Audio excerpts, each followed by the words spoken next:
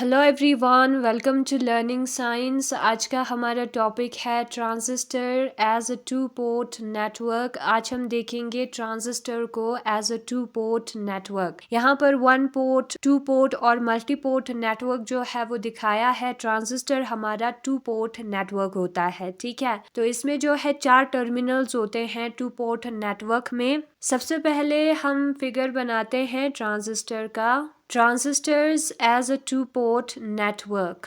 ये ट्रांजिस्टर के 4 टर्मिनल्स है और ये है उसका वोल्टेज V1 और ये है हमारे ट्रांजिस्टर का वोल्टेज V2। ये पॉजिटिव टर्मिनल है उसका, ये नेगेटिव, ये पॉजिटिव और ये नेगेटिव। जो करंट ट्रांजिस्टर के अंदर की तरफ जाएगा, एंटर करेगा, वो जो है हमेशा पॉजिटिव होता है। तो यहाँ पर I1 और I2 जो है वो पॉजिटिव होगी क्योंकि वो एंटर कर रहा है ट्रांजिस्टर में।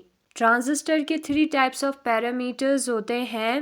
नंबर फर्स्ट है Z पैरामीटर, नंबर सेकंड है Y पैरामीटर और नंबर थर्ड है H पैरामीटर। तो ट्रांजिस्टर के जो है वो 3 टाइप्स ऑफ पैरामीटर्स होते हैं। Z पैरामीटर में जो हमारा दो करंट्स है वो जो है इंडिपेंडेंट वेरिएबल्स होगा और जो दो वोल्टेजेस है वो इन करंट्स पर डिपेंड होगी, ठीक है। तो जो दो वोल्टेजेस है वो डिपेंडेंट वेरिएबल्स होगा। दूसरा है हमारा Y पैरामीटर, उसमें जो दो वोल्टेजेस है वो इंडिपेंडेंट वेरिएबल्स होगा, यानी कि ये दोनों जो है वो डिपेंड नहीं करेगा किसी पर भी। और जो दो करंट्स है वो डिपेंडेंट वेरिएबल्स होगा, यानी कि वोल्टेज 1 और वोल्टेज 2 पर डिपेंड करेगा करंट्स, ठीक है।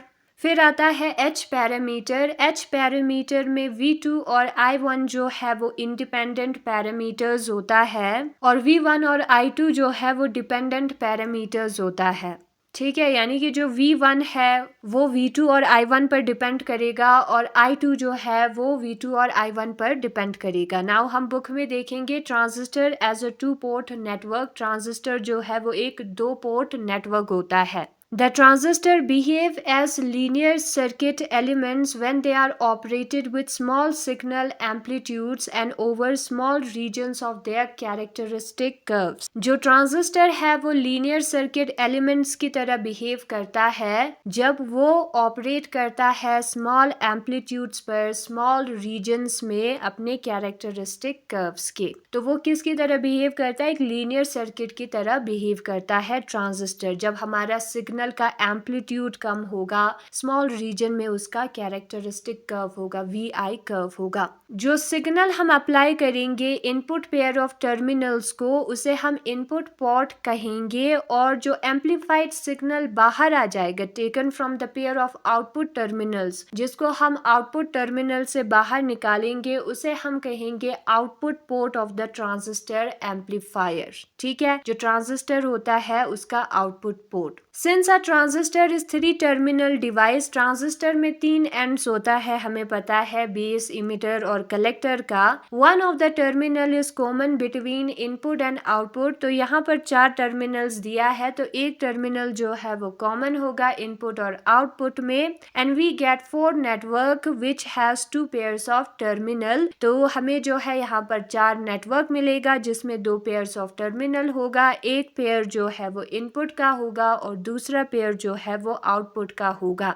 जो ट्रांजिस्टर है वो 4 टर्मिनल टू पोर्ट नेटवर्क है, ठीक है। फिर उसके बाद करंट जो है, करंट को हम पॉजिटिव लेंगे जब वो ट्रांजिस्टर में एंटर करेगा और नेगेटिव लेंगे जब वो ट्रांजिस्टर से बाहर निकलेगा, ठीक है। और यहाँ पर दोनों को पॉजिटिव इसलिए लिया है क्योंकि दोनों करंट्स जो है वो ट्रांजिस्टर में एंटर कर रहे हैं। ये साइड इनपुट पोर्ट है, ये आउटपुट पोर्ट है। सर्किट में 2 वोल्टेजेस होंगे V1 और V2 और 2 करंट्स होंगे I1 और I2। कोई भी 2 टर्मिनल वेरिएबल्स जो है हम उसको इंडिपेंडेंट बना सकते हैं, जिससे हमें 2 इक्वेशन मिलेगा और बाकी 2 वेरिएबल्स जो है उससे हमें पता लग जाएगा, वो जो है डिपेंडेंट होगा। और उसी बेसिस पर ट्रांजिस्टर पैरामीटर्स को हमने 3 टाइप्स में डिवाइड किया है। इंडिपेंडेंट वेरिएबल्स और डिपेंडेंट वेरिएबल्स के हिसाब से ट्रांजिस्टर को हमने 3 टाइप्स में डिवाइड किया है। एक है हमारा Z पैरामीटर, दूसरा है हमारा Y पैरामीटर और तीसरा है हमारा H parameter.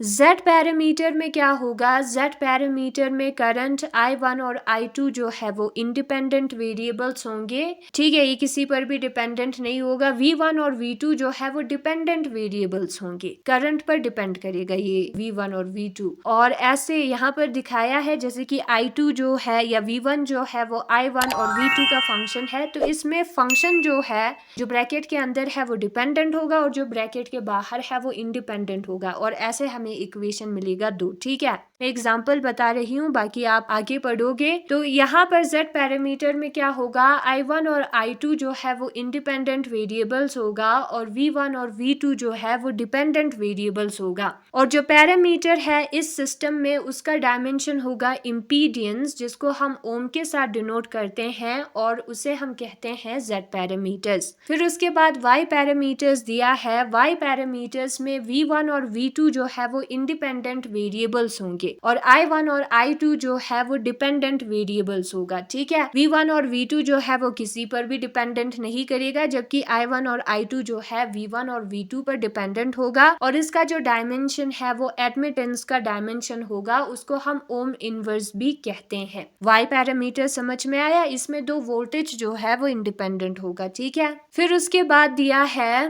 H parameters. H parameters हमारे सिलेबस में है, उसको हम फर्दर पढ़ेंगे।